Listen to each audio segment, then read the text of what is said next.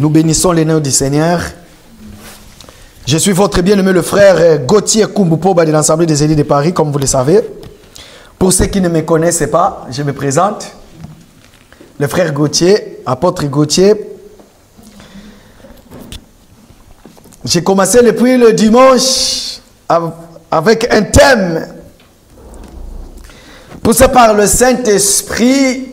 Mon thème, je l'ai intitulé « Qui es-tu » C'est une question que je pose. C'est une question qui nous a tous été posée de la part du Seigneur. Donc, qui es-tu? Nous voulons comprendre. Qui es-tu en réalité? Qu'est-ce que tu représentes? Toi qui te dis enfant de Dieu, toi qui te dis serviteur de Dieu. Mais la question, qui es-tu? Nous allons lire la Bible, s'il vous plaît. Nous allons lire dans le livre de Jean, chapitre 1er. Jean, chapitre 1er. À partir de 19 à 25.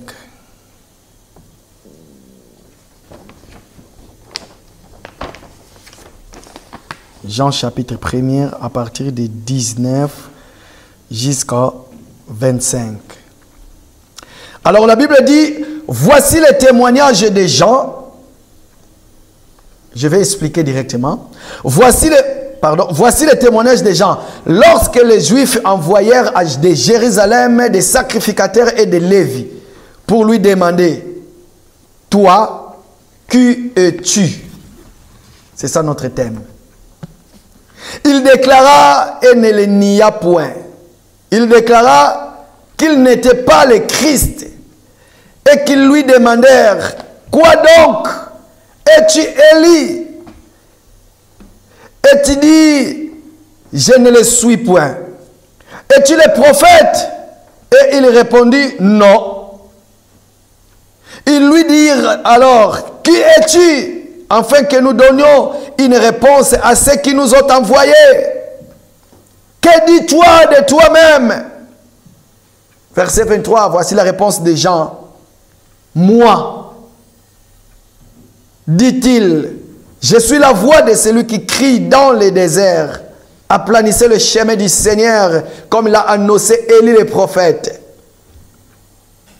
Ceux qui avaient été envoyés étaient des pharisiens. Ils lui firent encore cette question. Pourquoi donc baptises-tu si tu n'es pas Christ, ni Élie, ni les prophètes? Verset 26, Jean leur répondit, moi, je baptise d'eau. Mais au milieu de vous, il y a quelqu'un que vous ne connaissez pas, qui vient après moi. Je ne suis pas digne de délier les courroies de ses souliers. Ces choses passées à Béthanie, ou au-delà du Jourdain, où Jean baptisait. Parole du Seigneur. Amen. C'est là où notre grand thème que nous allons exploiter, je ne sais pas pendant combien de temps que le Seigneur voudra que je puisse me mettre debout ici dans la chair pour vous parler de sa part. Parce que ici, nous voulons, le but est que nous voulons un peuple qui soit préparé pour aller à la rencontre de notre Seigneur.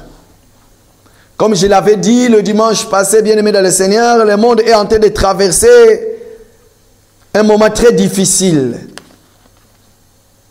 J'avais dit que si aujourd'hui on nous pose la question, est-ce que le Seigneur a vraiment existé?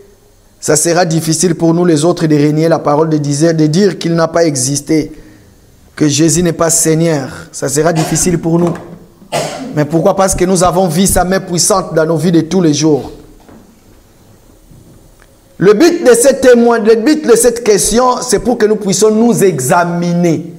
Examiner, c'est très bien, même dans la vie quotidienne, lorsque tu tombes malade, même si tu n'es pas malade, mais il est bon d'aller voir quand même le médecin, n'est-ce pas, Papa Pascal? D'aller voir quand même le médecin pour faire ce qu'on appelle le checking up. Tu t'examines tout ton corps pour voir si tout va mieux. C'est comme nous aussi, les enfants de Dieu, dans les choses de Dieu. Nous pouvons nous examiner pour savoir notre marche. Est-ce que je suis toujours conforme? Est-ce que je n'ai pas, il n'y a pas de baisse de la foi ou quoi que ce soit? Ou bien peut-être que, comme vous le savez, ce chemin a beaucoup de problèmes. Il peut t'arriver que toi tu dis que tu es toujours avec, tu marches toujours avec le Seigneur, mais le Seigneur n'y est plus, ça fait longtemps. Et quand tu vas te retrouver à face d'un problème, tu vas commencer à crier, à invoquer le nom du Seigneur. La Bible dit, il y a un verset dans la Bible qui dit, avec nos péchés, si nous crions, le Seigneur n'écoute pas. Si tu insistes, il tourne les regards. Il n'écoute même pas. Mais ce que j'ai aimé, ces versets de la Bible, pourquoi? Parce que le Seigneur nous interpelle. Nous allons parler de ce qu'on appelle les mystères. Les mystères. Mais pour parler de tous ces mystères-là, ça sera la question. Alors ici, nous avons compris, il y avait Jean. La Bible dit que voici le témoignage de Jean. Comprenez l'ensemble du Seigneur. Ici, je prends Jean comme toi, comme moi, comme tout le monde. Chaque personne a un témoignage. Si vous n'avez pas de témoignage, ça sera un peu difficile pour prier le Seigneur. Vous ne pouvez pas prier le Dieu d'Abraham, d'Isaac et de Jacob par rapport à ce que tu as vu dans la vie des autres. Qu'est-ce que je veux dire par là? Tu ne peux que prier le Dieu que toi tu as invoqué et il s'est manifesté à toi. Tu as maintenant confiance en lui. Nous lisons la Bible, nous prions Dieu d'Abraham, Dieu d'Isaac, Dieu de Jacob. Par rapport aux Écritures, par rapport à l'expérience, nos patriarches ont vécu. Abraham, Isaac, Jacob, ce sont nos patriarches. Par rapport à ce qu'ils ont vécu. Nous citons leurs noms, nous disons, où est-il l'Éternel, le Dieu d'Abraham, le Dieu d'Isaac, le Dieu de Jacob? Pourquoi? Parce que nous puisons dans leur témoignage ce que le Seigneur a fait dans leur vie. Mais ici, Jean aussi va témoigner par rapport à sa témoignage à lui. Voici le témoignage de Jean. Dans le témoignage de Jean, c'est là où il témoigne Jésus. Au milieu de vous vient quelqu'un que vous ne connaissez pas. Mais Jean connaissait la personne depuis l'éternité. Pourquoi? Parce qu'il dit que le Seigneur m'a dit, c'est lui que vous verrez les colombes. La colombe va venir descendre, le Saint-Esprit. Pardon, pas la colombe, excusez-moi. Le Saint-Esprit n'est pas la colombe, mais dans le livre de Matthieu, Matthieu est en train de nous expliquer la descente de l'Esprit du Seigneur qui s'est arrêté à Jésus le jour du baptême. Il est en train d'identifier la descente du Saint-Esprit. C'était comme une colombe. Mais il n'y avait pas, mais la colombe n'était pas là, même pas un pigeon, quoi que ce soit, non. Mais la descente. Et aujourd'hui, partout où nous voyons des colombes, comme quoi, le colombe, c'est l'image du Saint-Esprit. Faux, archi faux. Mais par contre, la descente était identique à celle des colombes. Mais cependant, ce n'était pas les colombes. Voilà. Moi, j'ai mon témoignage. Jean aussi a ce témoignage. C'est lui qui va témoigner, qui va dire. La Bible dit, c'est celui-là sur qui vous verrez l'Esprit descendre et s'arrêter sur lui. C'est celui qui baptise du feu, du Saint-Esprit. Mais toi, dis-nous, qui es-tu pour que nous donnions la réponse à ceux qui nous ont envoyés?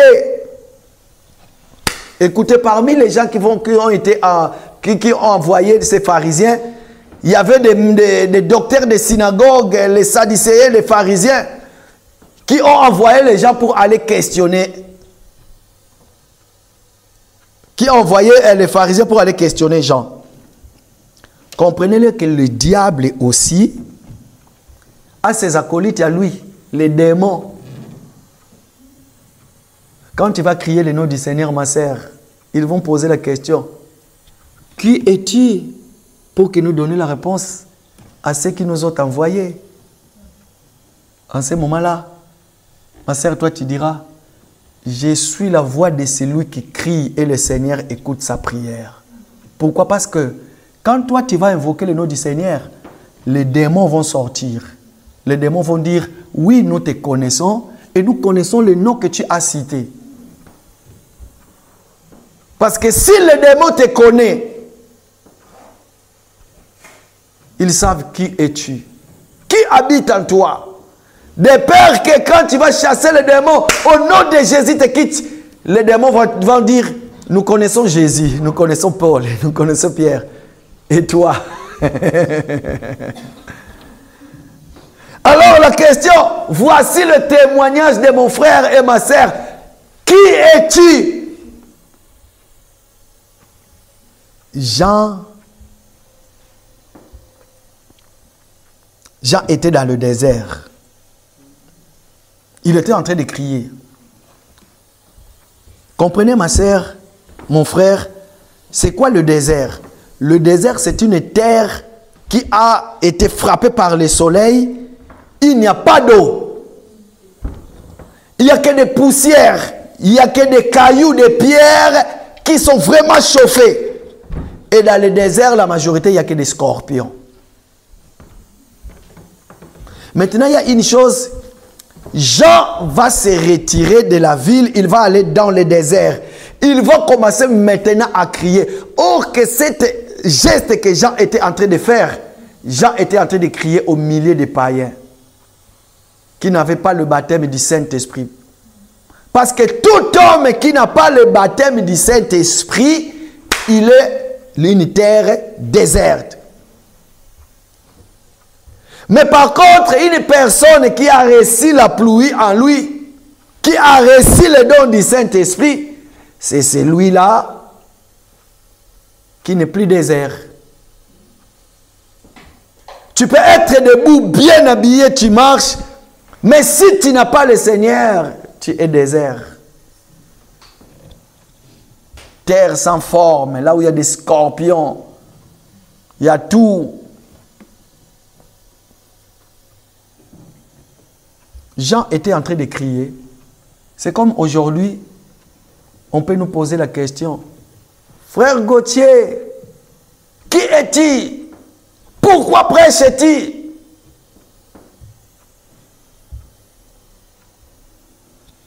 Poussé par le zèle, je peux vous garder.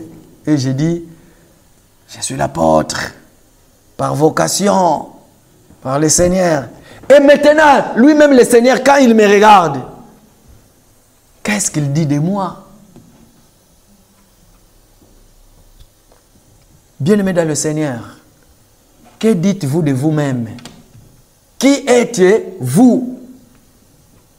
Là où nous ne sommes pas là, là où quand tu es tout seul dans ta maison, dans ton travail, tout ce que tu fais, qui es-tu? Quand tu te regardes toi-même dans la glace, que dis-tu de toi-même? Garde cette réponse-là. Ton cœur est témoin de ce que tu représentes. Alors Jean va répondre, moi je suis la voix de celui qui crie dans le désert, aplanissez les chemins du Seigneur. Jean a répondu à cette question. Mais regardez, il y a une chose. Le Seigneur Jésus va nous interpeller en disant, si je témoigne de moi-même, mon témoignage n'est pas valable. Il faut que quelqu'un d'autre parle de moi. Et il arrive aujourd'hui que quelqu'un d'autre peut témoigner dans votre place, peut dire du bien de vous. Pourquoi? Parce que vous l'avez corrompu. Mais le vrai témoignage, lorsque le Saint-Esprit témoigne pour toi. Parce que quand le Saint-Esprit témoigne pour toi, Papa Pascal, le Saint-Esprit ne ment jamais. L'homme peut témoigner, peut dire du bien sur toi. Mais quand c'est le Saint-Esprit, un, il te témoigne, deux, il te justifie du témoignage. Le Saint-Esprit va dire que tu es enfant de Dieu. Après, il le montre encore par des œuvres. Mais quand c'est un homme, il va te témoigner que de la bouche. Juste la parole. Mais le Saint-Esprit, lui, il témoigne d'abord. Quand les gens te verront, les gens vont dire, oh, il est vraiment un serviteur, il est vraiment un frère, il est vraiment une sœur dans le Seigneur. Après, les œuvres que Dieu va manifester en toi, les gens vont dire, nous ne sommes pas trompés, nous avons dit la vérité. Voilà pourquoi nous disons, qui es-tu? Dans qui es-tu? Je me suis dit que je vais ramasser tous les mystères de la Bible. Je les appelle des mystères parce que ce n'est pas moi qui dis que c'est des mystères, c'est le Seigneur qui dit que c'est des mystères. Toutes les adages, toutes les énigmes de la Bible, ça s'appelle les mystères. Alors, c'est quoi les mystères? Le mystère, en fait, c'est quelque chose qui est caché, n'est-ce pas? Et que nous devons percer dans la chose pour comprendre. Voilà pourquoi nous disons que la parole de Dieu, c'est le mystère caché, révélé que par nous, les serviteurs de l'agneau. La Bible, c'est un mystère caché. Tu peux lire la Bible, mais sans rien comprendre. Je porte un témoignage. Il y a un verset de la Bible, il y a un passage, juste un passage qui se trouve dans le verset de la Bible, dans le livre de Luc. Cet après-midi, j'étais en train d'écouter la Bible audio. La Bible en audio. C'est un passage que je lis, j'écoute toujours, mais aujourd'hui, je l'ai compris dans une autre dimension. Quand je l'ai écouté, il y a beaucoup de choses qui sont venues dans ma tête. J'ai dit, voilà. Là où peut-être toi, tu lis, tu ne vois rien, mais le Seigneur ouvre l'intelligence et la sagesse des autres personnes, ils vont comprendre. Quand la chose est encore cachée, c'est un mystère pour toi. Quand une écriture n'est pas encore révélée pour toi, c'est encore un mystère, ça reste le mystère. Mais quand le Seigneur donne l'explication, poussé par le Saint-Esprit, voilà pourquoi le Seigneur Jésus dit, il est avantageux que je m'en aille. Tout ce que je vous dis maintenant, vous n'allez pas le comprendre. Mais lorsque le Saint-Esprit viendra, il vous le rappellera, il prendra ce qui est à moi, il vous l'annoncera. Et il va nous donner ce que moi j'appelle la beauté de l'évangile. C'est quoi la beauté de l'évangile? La beauté de l'évangile, c'est lorsque nous allons dans les Écritures chercher Christ. Il est caché. Ou lorsque nous trouvons Christ dans les Écritures, en ce moment-là, nous les glorifions, nous disons, nous te bénissons l'Éternel parce que tu es bon. Tu as voulu que nous puissions te trouver. Voilà pourquoi dans ce verset que nous avons lu, vous allez voir les gens ont mangé les pains. De l'autre côté, multiplication du pain, Papa Pascal. Hein? Papa Jimmy, multiplication du pain. Quand ils ont mangé le pain, ils ont mangé le pain sec, sans révélation. Ils ont dit non, non, non, non, non. Le pain sec ne nous suffit pas. Qu'est-ce qu'il faut faire? Il faut que ce pain-là soit beurré. Hein? Il faut mettre du beurre. Nous allons aller lui chercher encore. Ils vont venir, ils vont trouver que Jésus n'est plus là. Il n'y avait qu'un seul barque et les disciples étaient montés dans le barque. Mais lui, il est où? Ça veut tout simplement dire que nous sommes en train de fouiller les Écritures. Il est où? Parce qu'il reste encore un mystère.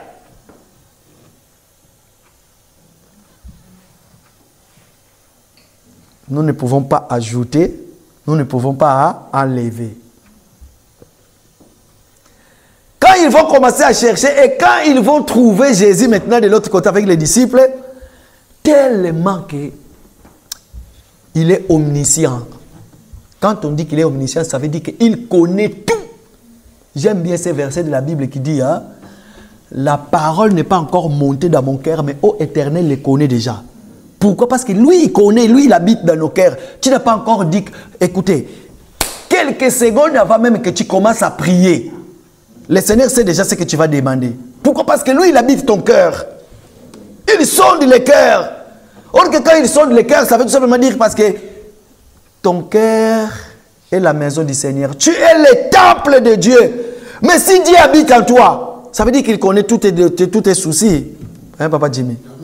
Il connaît tous tes soucis, il connaît tous tes problèmes, tes désirs. J'ai l'impression, quand je vais prier, je vais regarder mon cœur physique en disant, bon Seigneur, toi tu es là-dedans. Dans le jardin d'Éden que tu as dit que désormais mes désirs à moi se porteront sur toi. Maintenant pouvoir mes besoins. Ah, nous sommes des temples vivants, hein? Des temples de Dieu vivants. Nous sommes des temples qui bougent. Lorsque nous bougeons, lorsque nous marchons, nous transportons Jésus. Il est partout à la fois. Au Congo, au Martinique, en Guadeloupe, aux États-Unis, en Chine, partout dans le monde, là où il y a les chrétiens qui sont en train de prier, Dieu est présent à travers nos bien-aimés qui sont là-bas. Nous formons tous les corps universels de Christ. Nous attendons que ces corps-là puissent avoir la totalité. Lorsque le corps sera dans sa totalité, en ce moment-là, le Seigneur va faire revêtir son épouse sa plus belle robe. Vous avez la plus belle robe que l'épouse va hériter, c'est quoi? C'est la transformation en un clin d'œil. Voilà pourquoi nous disons dans cet évangile, lorsque nous prions, tu peux être en Chine, les chrétiens de Chine, des États-Unis, de l'Afrique, de l'Océanie, de l'Amérique, de l'Asie. Lorsque nous crions auprès du Seigneur, il n'y a que la voix d'une seule personne que le Seigneur entend sur son trône. C'est la voix de l'Église, la voix de son épouse.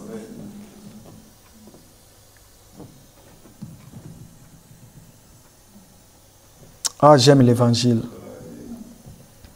Nous allons comprendre. Le Seigneur reste un mystère pour les gens qui lisent la Bible comme un roman, qui n'ont pas l'esprit du Seigneur. Vous pouvez aller dans les maisons des marabouts aujourd'hui, vous allez trouver aussi la Bible hier, hein? La livre qu'on appelle la Bible. Hein? Cette livre-là qu'on appelle la Bible, il y a d'autres marabouts qui l'utilisent aussi dans son temple de maraboutage. Il a la Bible. Hein? Mais pour lui, c'est un mystère caché, il ne connaît pas.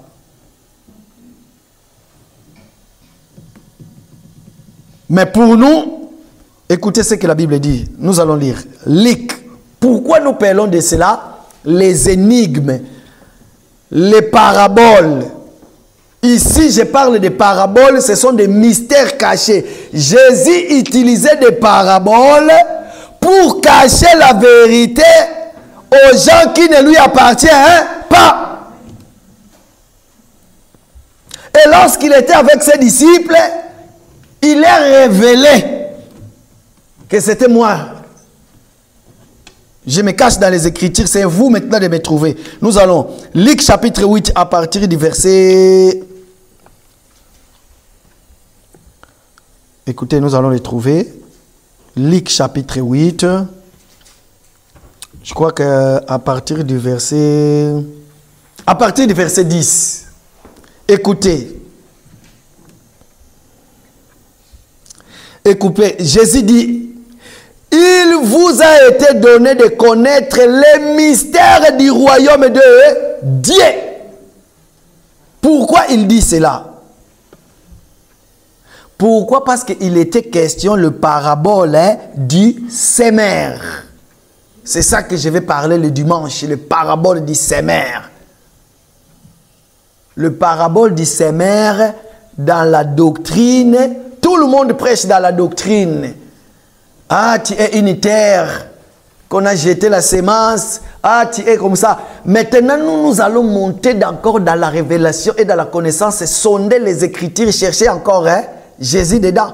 Que dis-tu de ces paraboles du sémère? Parce que le but, il ne faut pas que ça reste tout simplement noir sur blanc. Il ne faut pas que ça reste un mystère. Nous prêchons l'évangile de Christ. L'évangile de Christ, le but, nous mettons Christ au centre de notre enseignement. Nous ne mettons pas nos projets, nous ne mettons pas les démons. Voilà pourquoi dans cet évangile, lorsque nous prenons la parole, vous allez comprendre, nous élevons seulement le nom du Seigneur. Nous cherchons Seigneur dans les Écritures. Nous sondons les Écritures parce que nous croyons avoir en elle la vie. Or, la vie, c'est la personne de notre Seigneur Jésus-Christ.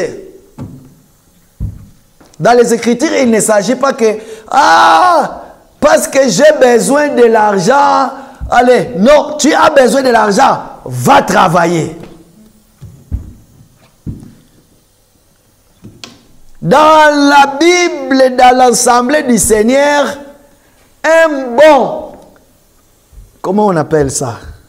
Un bon cuisinier prépare la nourriture au goût de son maître. Dans l'Assemblée des Élis, partout là où on prêche l'évangile de Christ, le but, nous cherchons Jésus dans les Écritures parce qu'il s'agit de lui. Écoutez, il dit, mais pour les autres, cela leur est dit en parabole. Vous pouvez enlever le mot parabole. Vous pouvez aussi dire ceci. Mais pour les autres, cela leur est dit, cela est encore un mystère. Je ne sais pas si je me suis fait comprendre. À la place des paraboles, on peut même dire mystère. Mais pour les autres, c'est là encore un mystère. Parce que c'est encore cacheté, c'est pas encore ouvert. En fait qu'en voyant, ok, il ne voit point. Donc ça veut tout simplement dire, je vois, mais je ne vois point. Et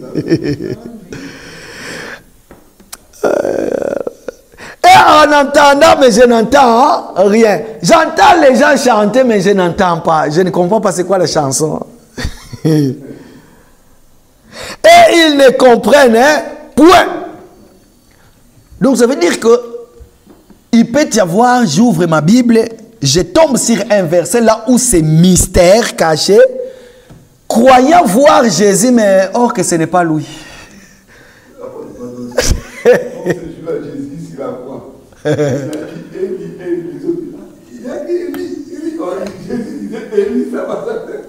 Il appelle Élie, lui qui en avait sauvé les autres. Il avait guéri les malades, mais regarde maintenant lui-même, il appelle Élie. Mais or que dans la croix, le Seigneur était devenu l'unité de mesure. Il était les balances. Il a commencé à balancer les deux personnes qui étaient à côté de lui. Il a balancé, il a balancé. L'un qui était à côté a trouvé la grâce. Vous savez pourquoi? Parce qu'il a percé. Jésus sur la croix n'était plus un parabole, mais il était plus un mystère caché pour lui. Il était un mystère révélé. Quand il a regardé, il a compris que non. Moi, je mérite d'être crucifié. Mais lui, il ne le mérite pas. Seigneur, souviens-toi de moi quand tu reviendras dans ton royaume. Cet bien-aimé là, c'est le bien-aimé de l'Assemblée des Élis de Paris. C'est notre bien-aimé. C'est notre frère. Jusqu'aujourd'hui, les gens l'appellent des brigands. Mais nous ne l'appelons plus des brigands. Parce qu'il a été lavé. Les jours de l'enlèvement, nous serons avec lui. Lui aussi, il va être habillé de vêtements de gloire lorsque nous allons entrer dans la salle des noces. Là-bas, ça sera que la joie. Alléluia, alléluia, alléluia, na Yesu. Ça ne sera pas des chansons terrestres. Toutes ces chansons-là, nous chantons ça ici terrestres. Mais des chansons que nous allons chanter là-bas. Et des nourritures que nous allons manger là-bas. Ça sera des nourritures spirituelles, célestes. Tout ce que nous utilisons ici, la Bible ou quoi que ce soit, là-bas, il n'y en aura plus. Parce que nous allons vivre la totalité. Quelle joie immense. La chanson là que tu aimes chanter, j'étais dans la joie, alléluia. Quand on m'avait dit d'aller dans la maison du Seigneur, là-bas ça sera plus ça. La Bible, ça s'est rappelé, attaché à la croix pour moi. Mais non, il n'est plus attaché. Là-bas, ça fera la félicité. Parce qu'il était autrefois mystère, caché. Vous m'avez cherché dans les Écritures, vous m'avez trouvé. Maintenant, voici la totalité. Quand il va venir, il vient se présenter devant toi. Papa Jimmy, je suis là. C'est moi que tu as tant voulu. Oh, bien-aimé dans le Seigneur, regarde. Il y a une chose, imaginez tout de suite là, dans cette vie, dans ce corps que tu portes, et que le Seigneur permet, il ouvre tes yeux. Tu pars en extase, boum, comme Jean, dans l'île de Patmos, boum, devant la face du Seigneur. Ma sœur, il est là. Quelle est l'image de Dieu? Est-ce qu'il a des barbes blanches? Il est blanc comme les Européens. L'esprit n'a ni corps, ni chair, ni la sensation. Mais du moins en esprit, nous pouvons sentir Dieu et nous le voyons en œuvre. Comment dites-vous que vous aimez Dieu, mais vous n'aimez pas votre bien-aimé qui est à côté de vous? Qui es-tu, toi, qui dis que tu aimes Dieu? Mais moi, ton frère, quand tu me regardes sous une œil de la méchanceté. Comme la Bible dit que le cœur de l'homme est mauvais. Qui peut le comprendre si ce n'est pas Dieu lui-même? Alors le Seigneur va dire, vous mes disciples, vous les apôtres de l'agneau, il a été donné à vous de connaître les mystères du royaume de Dieu. Parce que ces choses ne sont pas des choses terrestres, mais ce sont des choses célestes. Il nous a été donné à nous de comprendre. Mais par contre, tu peux aller aujourd'hui là où les gens invoquent, soi-disant, le Seigneur. Hein? Mais quand tu vas aller là-bas, c'est quoi les messages qui vont être prêchés? La délivrance, fuir les démons. Ta tante, c'est une sorcière. Et ton père, c'est lui qui est à l'auteur de tes problèmes, et ta mère, et tout. Mais nous, dis-moi, parce que nous avons le Seigneur. Nous connaissons le Seigneur, nous savons. Il n'a pas besoin d'entrer dans ma maison, mais il suffit un mot de lui. Il suffit un mot de lui. Ah, même si tu es sorcier, je dormirai à côté de toi, tranquille.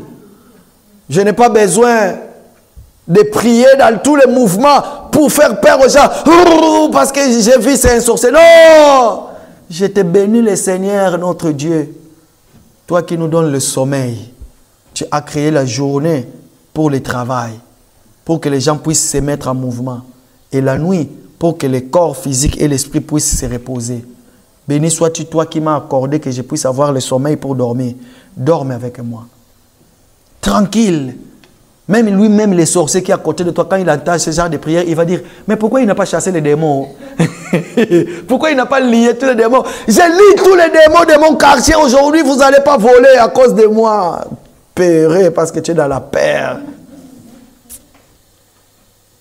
Mais un enfant de Dieu, quand il dort, vous savez, voilà pourquoi la Bible dit, ne multipliez pas beaucoup de paroles dans la prière. Toi, tu crois que quand tu vas prier, regarde, il y a d'autres prières, hein? Toi, tu vas prier, parce que je me suis mis à genoux. Oui, c'est bon de demeurer longtemps devant la face du Seigneur. Comment demeurer longtemps devant la face du Seigneur?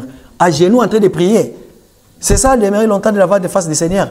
Quand on dit demeurer longtemps devant la face du Seigneur, ça veut dire fuir les péchés, garder la sainteté. Mais pendant que je suis en train de garder ma sainteté, c'est une prière continuelle que je suis en train de faire. Amen.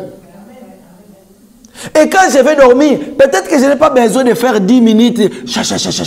Pourquoi? Parce que j'ai pris en continu. La vie de sainteté, c'est une vie de continuité dans le Seigneur. Et quand je vais dormir, Seigneur, je te bénis, ma journée a été une journée bien réussite. Je vais dormir maintenant, dorme avec moi, dans le nom puissant de Jésus. Amen. Je dors. Est-ce que ça veut tout simplement dire que je suis faible dans la prière? Non! Maintenant, toi, sorcier, viens voler. On va voir. Tu vas te retrouver aussi au-dessus des tôles de la maison, au-dessus du plafond. Hein? Tu n'arrives plus de voler. Et si tu étais volé, et si le Seigneur avait permis que tu quittes ton corps physique pour voler, pour aller, maintenant reviens à récupérer ton corps pour voir. Parce que quand tu vas chercher à venir, partout là où je serai, le Seigneur maintenant va me réveiller. Regarde, les sorciers, je dors avec un sorcier. Les sorciers la nuit, moi je prie, je dis Seigneur, merci parce que je vais dormir. Le sorcier sort. Le Seigneur permet qu'il sorte. Maintenant, quand il va sortir, il sort, il va aller ensorceler de gauche à droite. Moi, maintenant, le Seigneur va me réveiller. Gauthier, réveille-toi, loue-moi, prie maintenant. Je ne prie pas pour les démons au nom de Jésus, mais non, le Seigneur veut recevoir l'adoration venant de moi. Je commence maintenant à adorer. Et tout mon être alors s'élève et chante. Dieu tout-puissant, que tu es grand. La grandeur de Dieu. Dieu maintenant regarde, il dit, oh, je reçois les adorations de mon fils. Et le sorcier, il a fini d'ensorceler là où il était. Il vient maintenant, il veut récupérer son corps, il ne peut plus. Périmètre bouclé, l'armée céleste, viens récupérer ton corps si c'est toi. Il ne peut plus parce que moi je suis en train de louer. En ce moment-là, on va venir nous appeler. Ah, on a vu une dame ou bien un monsieur dans le plafond de la maison de quelqu'un là-bas, il n'arrive plus. Et nous, qu'est-ce que nous allons faire? Nous allons prendre ton corps physique, nous allons l'amener maintenant dans les salles de mort pour le mettre dans le frigo. Comme ça, tu es mort dans la vérité. Tu vois? Tu es parti. C'est ça, les enfants de Dieu.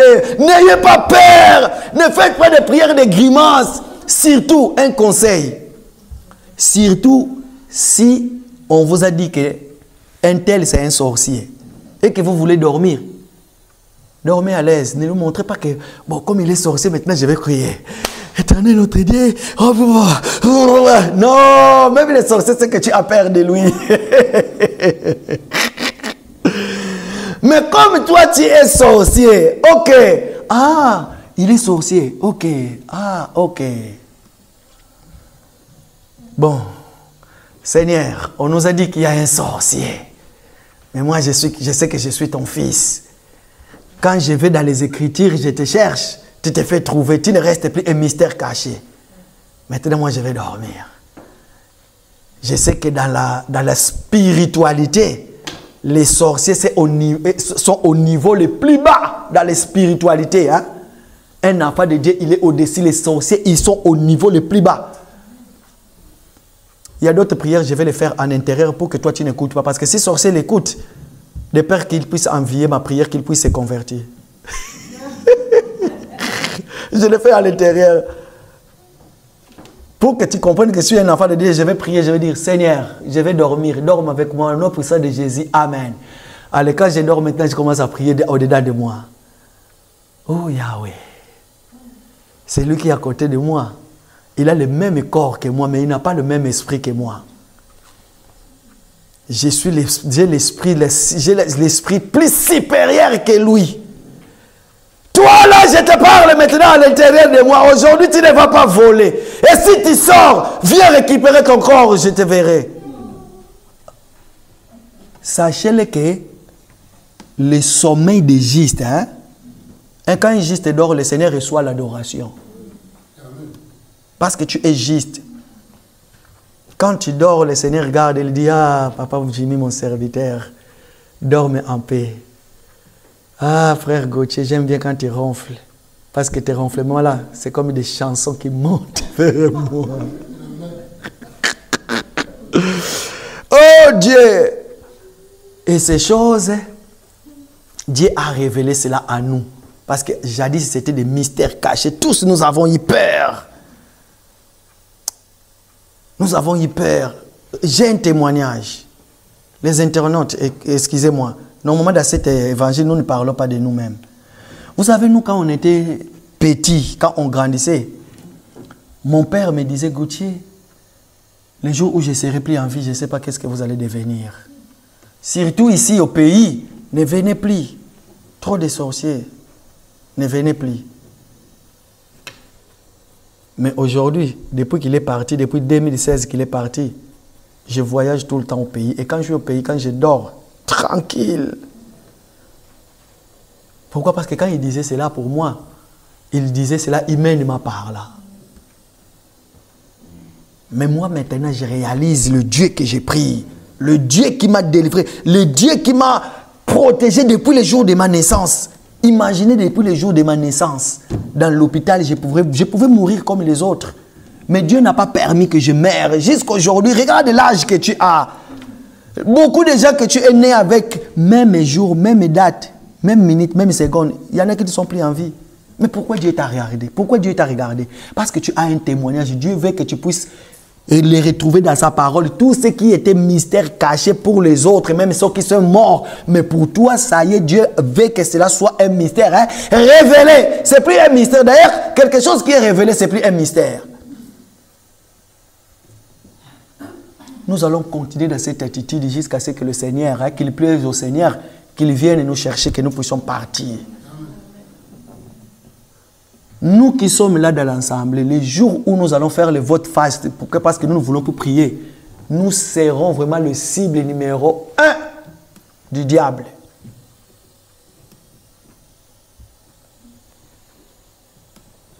Mais par contre, beaucoup de gens ont mangé le pain, hein, le jour de multiplication du pain. Beaucoup de gens ont mangé.